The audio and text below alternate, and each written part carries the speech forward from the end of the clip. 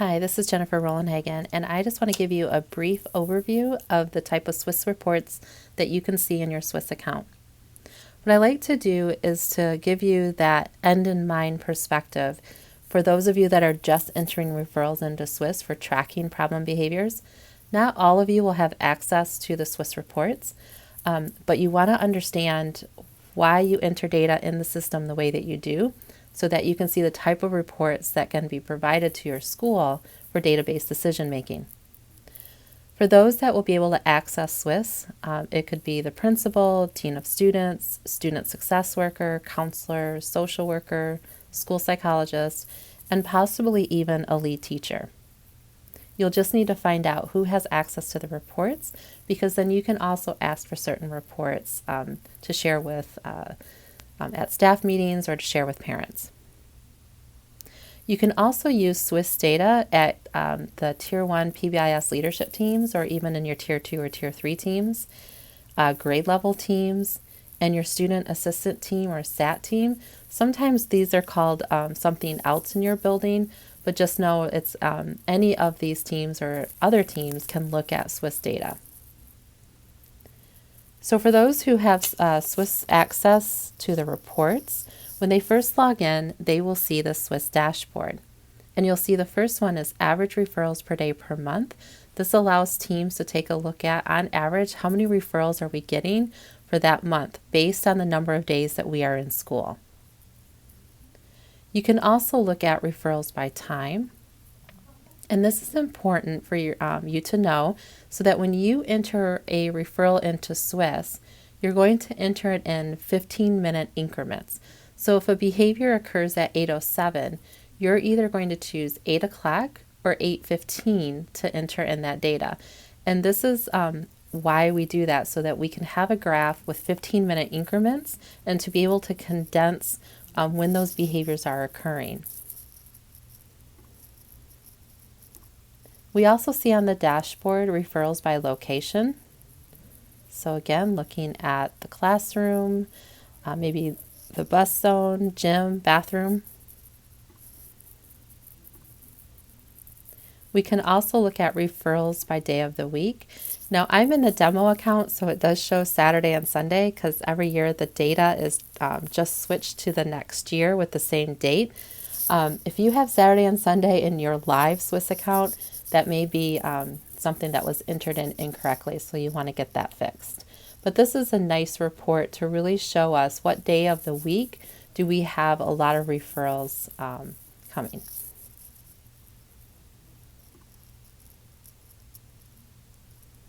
We also have referrals by problem behavior. So we can see here we have in our building inappropriate language, harassment, and defiance are our top 3 problem behaviors that we're observing. If it does have an M in front of it, that means it's a minor behavior. These other ones without the M are a major problem behavior.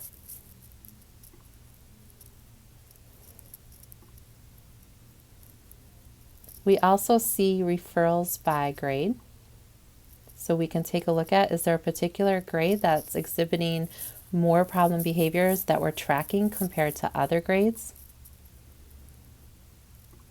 And then of course we have referrals by student. And we can show the names on the graph. And we can see that we have a couple kids already this year that have 16 or about 10 or more referrals. So that would indicate that we need to make sure that we're putting some type of interventions in place for these students. This is showing that they need some additional support. What I always recommend to schools who are using SWIS is to not go to the referrals by student graph first, but to really take a look at all of the graphs offered in the SWIS dashboard to really give you that more holistic balcony view of the type of behaviors that are occurring. We first want to take that look from a more systems approach to see if there's something within our environment or our system that we can change quickly that can reduce the problem behaviors, and then use the referrals by student report to then help us start to hone in which students may need some Tier 2 or Tier 3 interventions. There are other reports that we can see here The core reports are the dashboard reports, but we also have additional reports that schools can look at. The suspension and expulsion report is a great report to access if you want to take a look at how many in-school and out-of-school suspensions that you have, how many students, events, and days. You can also use this to look at the type of suspensions for students who currently have an IEP. So then that way you can also keep track of which students who may be close to their 10 days. We also want to take a look at the student dashboard. So I'm going to go over here to this little icon. And I already had brought up Winston, otherwise you'd have a full list of students here. But our friend Winston, he has not had any referrals yet this year, but he had last year. So I'm going to choose last year. And now we can see a student dashboard. So for an individual student, we can take a look if they've had any suspension and expulsions. So Winston hasn't had any. We can also look at referrals by motivation. So we see that for Winston, a lot of his behaviors are to avoid something.